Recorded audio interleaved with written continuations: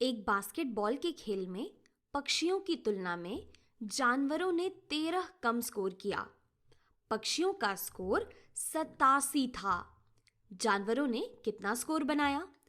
तो इससे पहले कि हम ये सवाल बनाएं, पहले हम ये सोच लेते हैं कि किसका स्कोर ज्यादा था, पक्षियों का या जानवरों का।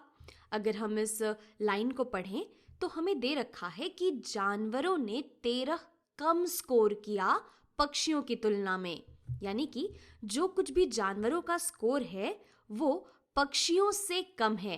तो अगर हम अपने स्कोर बोर्ड को देखें तो अगर पक्षियों का स्कोर है 87, तो जानवरों का जो कुछ भी स्कोर होगा, जो कि यहाँ पर इस प्रश्न चिन्ह से दिखाया गया है, तो ये जो स्कोर है ये कम होगा पक्षियों की स्कोर की तुलना में। और ये कितना कम होगा, चलिए सोचते हैं।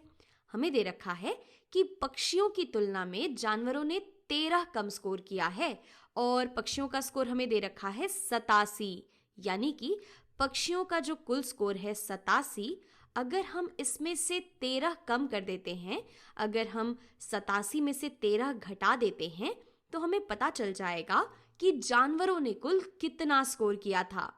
तो चलिए इस बात का पता लगाते हैं।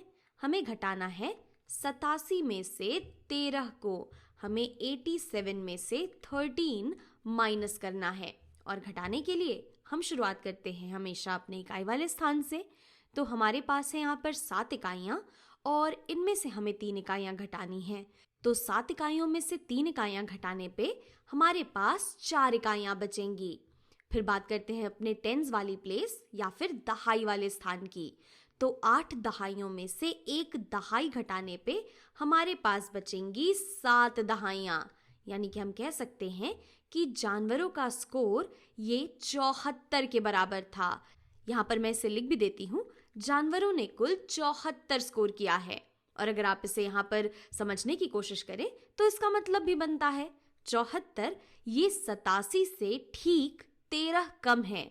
अगर हम 74 में 13 जोड़ देंगे तो हम पहुंच जाएंगे पक्षियों के स्कोर पे, जो कि 87 था।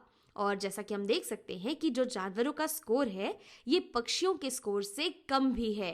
74 कम होता है 87 से और ये ठीक 13 कम है 87 से।